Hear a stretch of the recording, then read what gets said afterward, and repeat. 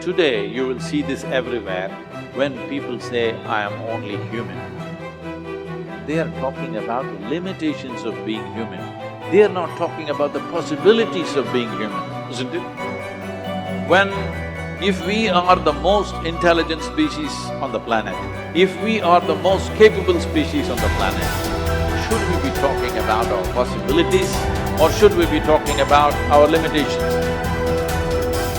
You are the sum total of all of the choices that you've made up until now. And anything about yourself or your life that you don't like or isn't working or is mobilizing you is to be looked at in terms of, can I grow? Rather than, why did I do it, or isn't this wrong? I don't like what I've done. I don't like the fact that I can't do this well or I can't do that well. So I will list these things in my own repertoire, and then I will be constantly trying to repair those deficiencies, always assuming that I'm deficient, that there's something wrong with me, and I'm trying to fix it. And when you do that, you spend your whole life doing that. But in order to be the winner you were born to be, you must plan to win, you've got to prepare to win, and you must expect to win. And if you don't plan to win, and if you don't prepare to win, then you have no legitimate reason for expecting to win. The way that we think about ourselves determines the policies that we embrace, the laws that we agree to live and abide under. Those are all based upon our story. So all of a sudden you see the battle for our story is front and center. I mean, what could be more important than that right now? So when we talk about that battle, there's a battle for who we are and the way that we think about ourselves. You are creators who have come into this environment for the details that it evokes from you. But you are God force who insists upon alignment with the energy of your source. And it is our knowing that as you move forward from this day, never again will you feel negative emotion without blessing the importance of it. Because in the negative emotion is the indication that you are setting forth for this universe expansion. And instead of feeling a continuing of negative emotion, you're going to flip. You're going to take the bounce. You're going to feel the solution that your problem has pointed. So then as you begin to think about a new possibility, and your brain begins to fire in new sequences and new patterns and new combinations, and you begin to plan your behaviors, and you begin to review in your mind, mentally rehearse who you're going to be in your life. The mere action of mental rehearsal begins to install the neurological circuits in your brain. Now your brain is no longer a record of the past. Now it's in fact a map to the future. And if you were then to begin to emotionally embrace your future before it's made manifest, in other words, you're not waiting for your healing to feel wholeness. You're not waiting for your new relationship to feel love. You're not waiting for the mystical moment to feel awe. You're not waiting for your success to feel empowered.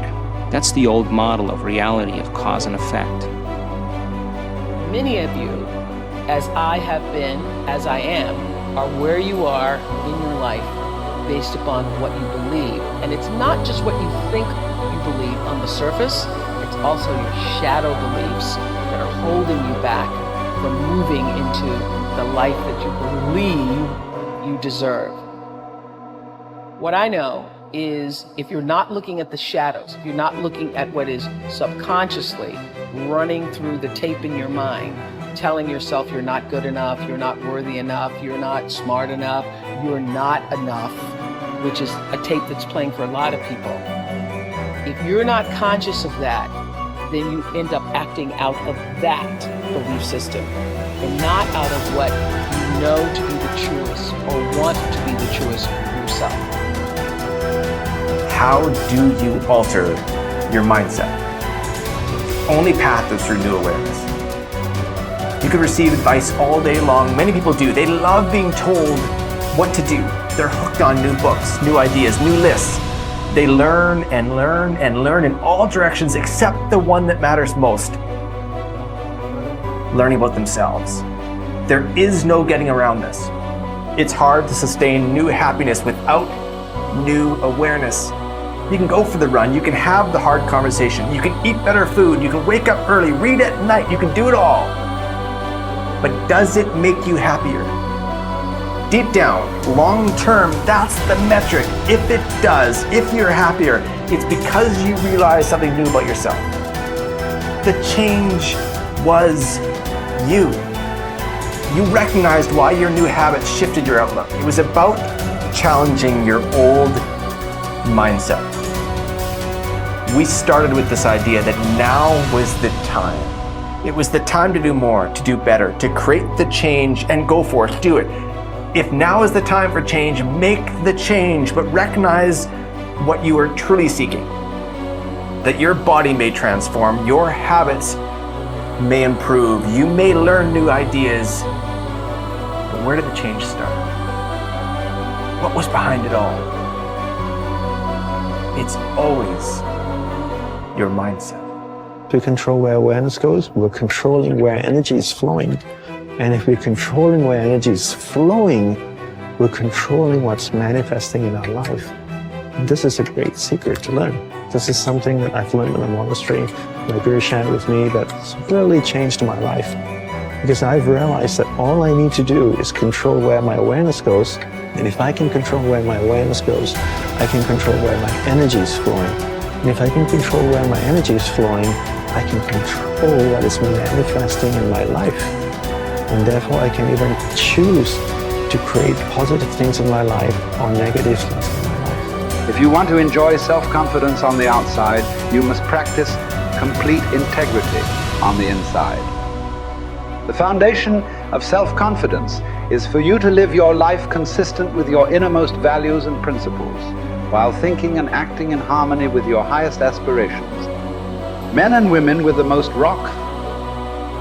solid self-confidence are those who are absolutely clear about what it is they believe to be right and good and worthwhile, and who live their lives consistent with these values. Everything they do or say is an expression of their innermost convictions. Your whole world can fall down around you, but as long as you know that you are doing the right thing, you will have a deep inner sense of calm that will manifest itself in an attitude of confidence and self.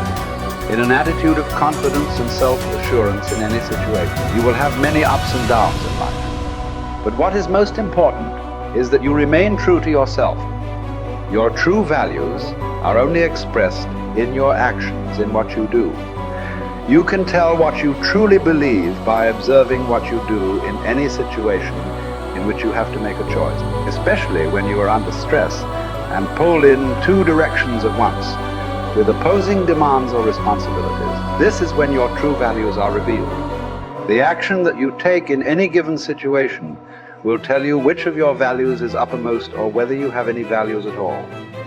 It is not what you say, hope, wish, or intend, but only what you do that counts. Your choices of the actions you take tell you unerringly who you really are. You can develop within yourself a superb set of values by acting as though you already had those values. You can develop integrity and courage and compassion and confidence by behaving as though you already had these qualities.